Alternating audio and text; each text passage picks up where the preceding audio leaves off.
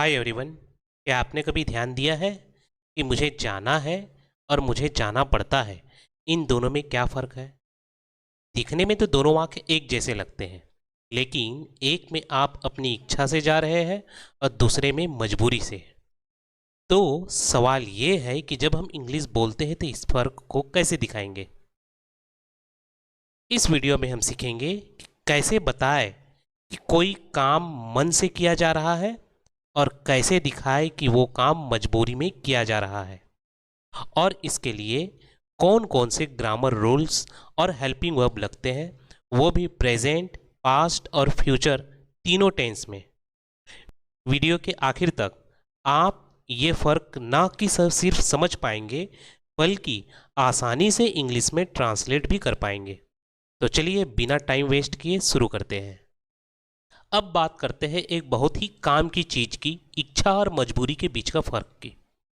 आपने अक्सर सुना होगा, मुझे जाना है और मुझे जाना पड़ा है।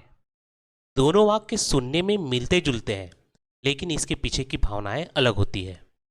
जब हम कहते हैं मुझे जाना है, इसको हम इंग्लिश में कैसे कहेंगे? I want to go. तो इसका मतलब है मैं खुद जाना चाहता हूँ। ये इच्छा को दिखाता है। उदाहरण, मुझे गाना गाना है, यानी मुझे गाने की इच्छा है।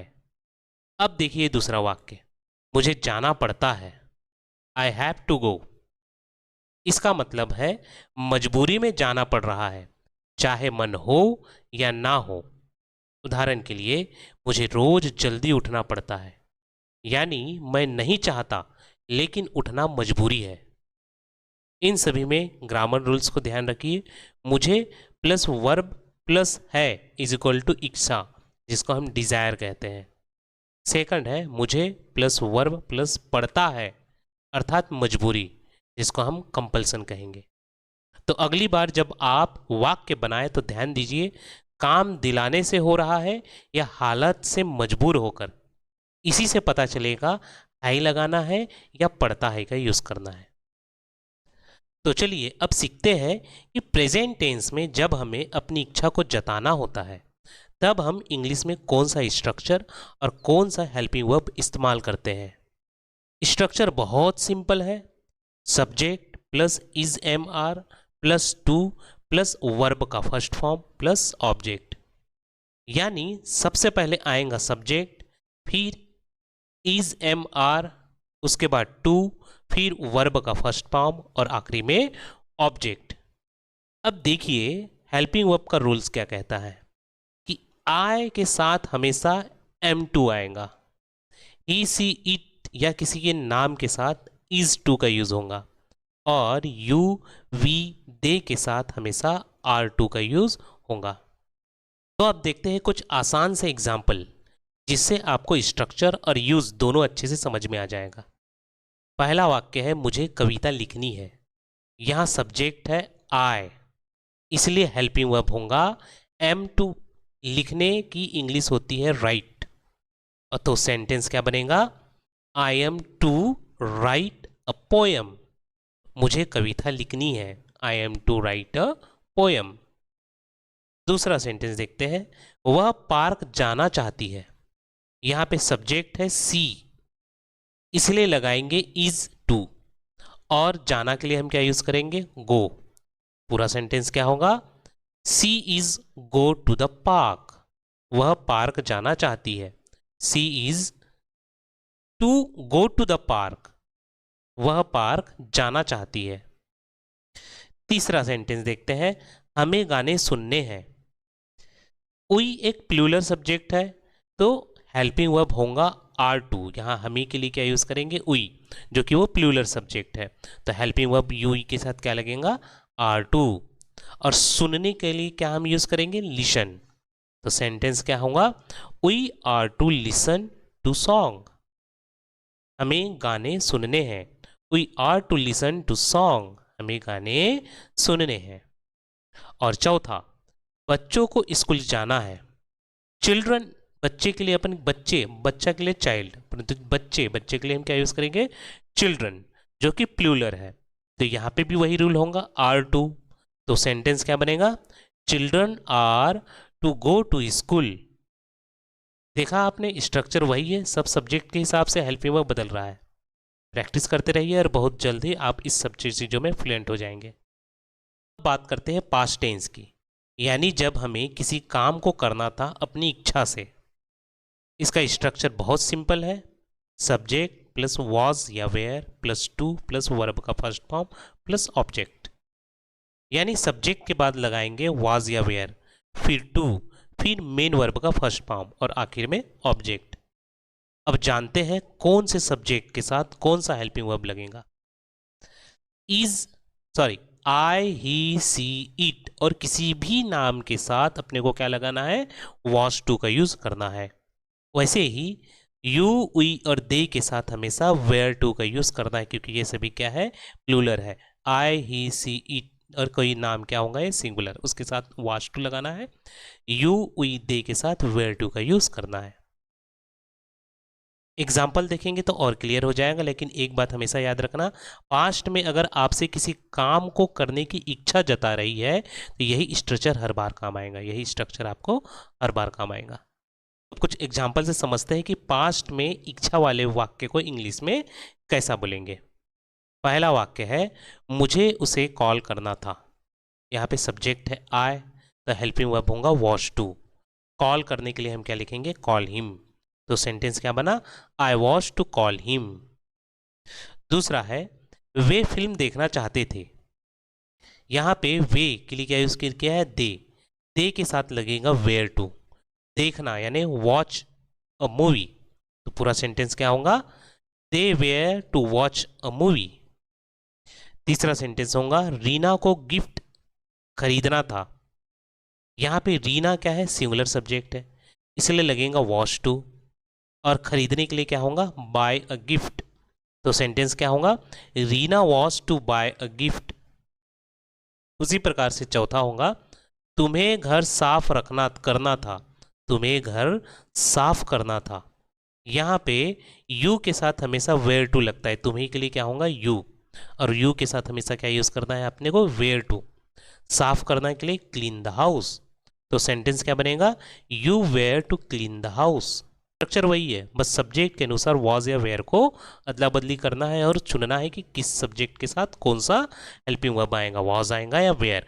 हमेशा आपको याद रखना है, वॉज सिंगुलर के लिए और वेयर हमेशा प्लूरल के लिए यूज करना है, और वर्ब हमेशा फर्स्ट फॉर्म में ही आएगा। बस इतना आपको ध्यान रखना है। अब हम बात करते हैं उन कामों को जो हम मजबूरी में करते हैं, यानी मन ही मन में, फिर भी करना पड़ता है। ठीक है, ऐसे वाक्य प्रेजेंट टेंस में बोलने के लिए हमें एक सिंपल स्ट्रक्चर याद रखना है आपको। पहला है subject plus has oblique have to plus verb का फर्स्ट फॉर्म प्लस ऑब्जेक्ट। अब हेल्पिंग वर्ब का भी याद रूल्स आप ध्यान से समझ लीजिए कि ही सी इट और किसी नाम के साथ क्या यूज करना है, हैव हैज टू, और आई यू वी दे के साथ हैव टू का यूज करना है।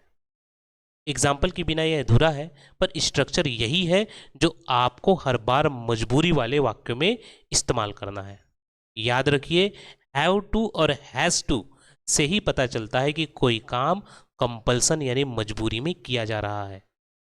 एग्जाम्पल से समझते हैं कि प्रेजेंट में मजबूरी वाले वाक्य को किस प्रकार से बनाते हैं। यहाँ पे पहला वाक्य है, मुझे सबके सामने बोलना पड़ता है। यहाँ पे सब्जेक्ट है आई, तो हेल्पिंग वर्ब होगा हैव टू।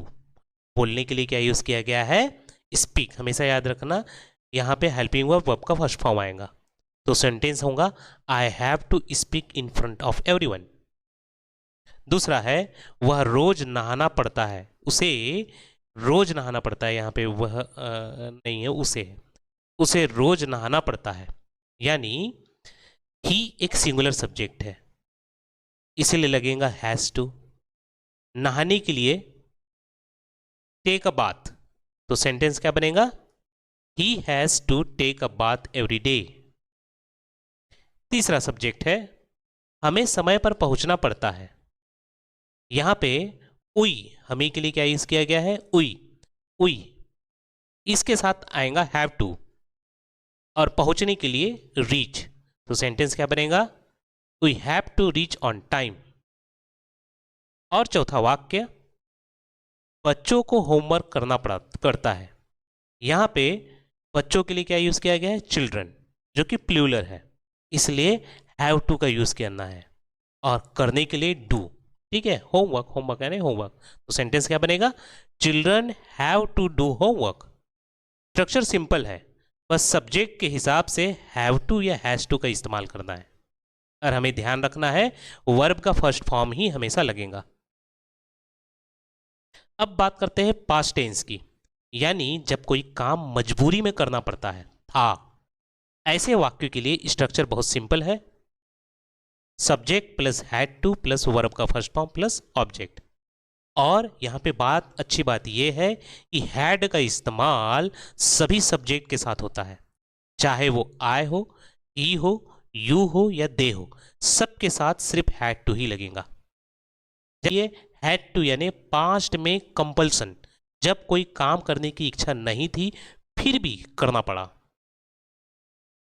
कुछ ऐसे सेंटेंस जिसे हम पास्ट में मजबूरी जाहिर करने के लिए यूज करते हैं, यानी काम करना पड़ा था।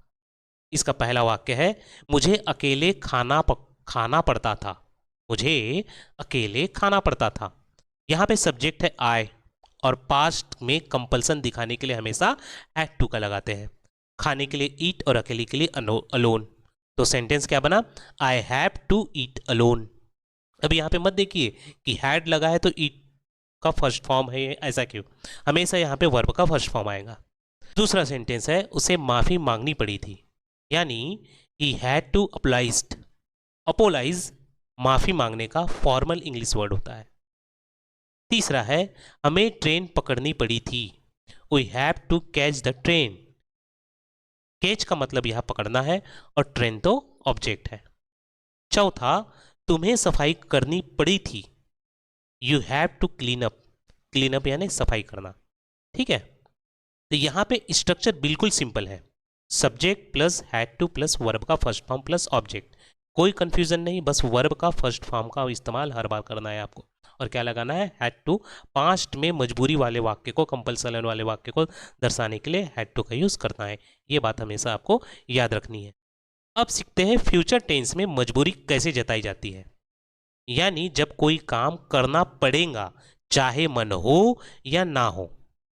इसका स्ट्रक्चर है subject plus we will have to plus verb का first form plus object.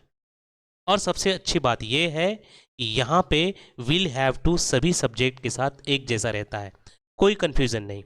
I, you, he, we, दे सबके साथ विल हैव टू लगाइए। करते हैं कुछ एग्जाम्पल की मदद से प्रैक्टिस। फ्यूचर टेंस में जब कोई काम करना पड़ेगा यानी मजबूरी होंगी, इसके हम कुछ एग्जाम्पल के थ्रू समझते हैं। पहला सेंटेंस है, मुझे देर रात तक काम करना पड़ेगा। यहाँ पे सब्जेक्ट है आई और स्ट्रक्चर वही विल हैव टू। तो सेंटेंस क्या बनेगा? I will have to work late at night. मुझे देर तक काम करना पड़ेगा। दूसरा है, उसे फिर से परीक्षा देनी पड़ेगी, यानी she will have to take the exam again. Take the exam का मतलब होता है परीक्षा देना, ठीक है। तीसरा सेंटेंस है, हमें मौसम की चिंता करनी पड़ेगी। We will have to worry about the weather. Worry about का मतलब होता है किसी बात की चिंता करने के लिए हम क्या यूज करते हैं? Worry about. और चौथा सेंटेंस है, तुम्हें उसे समझाना पड़ेगा। You will have to explain to him. Explain मतलब किसी को समझाना। फ्यूचर में कंपल्सन दिखाने के लिए बस आपको करना क्या है? सब्जेक्ट के साथ वी विल हैव टू क्या लगाना है? विल हैव टू को जोड़ देना है और स्ट्रक्चर जैसा कि वैसा है, अर्थात वर्ब का फर्स्ट फॉर्म और ऑब्जेक्ट। आपका कंपल्सन फ्यूचर में शो करने का हो जाता है, यानी जब भी आपको कोई सेंटेंस विल हैव टू का दिखे अर्थात वह सेंटेंस कंपल्सन है। चलिए अब करते हैं पूरे कॉन्सेप्ट का क्विक और आसान रिकेप, ताकि इच्छा और मजबूरी वाले वाक्य आपको कभी कंफ्यूज ना करें। सबसे पहले है प्रेजेंट टेंस। अगर आपकी कोई इसमें इच्छा बतानी हो तो यूज करना है is am are plus to का, और कोई मजबूरी बतानी हो तो यूज करना है हैव या हैव हैज टू का। अब आते हैं पास्ट टेंस पर। इस पे आपको अगर इच्छा के लिए कहेंगे वॉज या वेयर के साथ टू का यूज़ करना है, और मजबूरी के लिए क्या यूज़ करना है, हैड टू। और अब आते हैं फ्यूचर टेंस में, जो कि फ्यूचर टेंस में बड़ा आसान है। इच्छा के लिए कोई कॉमन स्ट्रक्चर नहीं है, लेकिन मजबूरी बताना हो तो यहाँ पे हर सब्जेक्ट के साथ क्या यूज़ करना है, विल हैव टू का यूज़ करना है। तो इस टेबल से पूरे कॉन्सेप्ट दिमाग में फिट हो जाना चाहिए। अब चाहे प्रेजेंट हो, पास्ट हो या फ्यूचर हो, आप क्लियरली बता सकते हैं कि काम इच्छा से हुआ है या मजबूरी से। बारी है आपकी, जो कुछ भी आपने सीखा है उसे अप्लाई करने का समय आ चुका है। अभी जो नीचे गए दिए गए जो सेंटेंस है उसको इंग्लिश में आपको ट्रांसलेट करना है। आपको ध्यान रखना है, कहीं इच्छा है, कहीं मजबूरी, और कहीं टेंस बदल रहा है। चलिए देखते हैं। पहला है, मुझे आज देर से सोना है, यानी प्रेजेंट टेंस में इच्छा है, आपको देर से सोना है। दूसरा सेंटेंस है, उसे स्कूल छोड़ना पड़ा था, उसे स्कूल छोड़ना पड़ा था, यानी पास्ट टेंस में मजबूरी थी। तीसरा सेंटेंस है, हमें सुबह जल्दी निकलना है, एक और प्रेजेंट वाला इच्छा वाला वाक्य। और चौथा है, ये गाना गाना चाहते हैं, पास्ट में इच्छा प्लस वांट टू का यूज। और पांचवा है, तुम्हें परीक्षा देनी पड़ेगी, फ्यूचर में मजबूरी। वीडियो को पुश कीजिए और सोचिए और अपने जवाब को हमें कमेंट्स में लिखकर जरूर बताइए। चलिए देखते हैं कि किसका आंसर बिल्कुल परफेक्ट होता है। तो दोस्तों, अगर आपने ये फ़र्क अच्छे से समझ लिया इच्छा और मजबूरी के बीच, तो यकीन मानिए अब कोई भी सेंटेंस ट्रांसलेट करना आपके लिए आसान हो जाएगा। अब बारी है थोड़ी सी प्रैक्टिस की। कमेंट्स में ज़रूर बताइए कि आपने कितने सेंटेंस सही बनाए, और अगर ये वीडियो आपको हेल्पफुल लगा हो तो लाइक ज़रूर कीजिए और अपने दोस्तों के साथ शेयर कीजिए, और चैनल को सब्सक्राइब करना ना भूलिए। मिलते हैं अगले वीडियो में एक और आसान और मज़ेदार इंग्लिश टॉपिक के साथ। तब तक याद रखिए, practice make you English perfect. Thank you.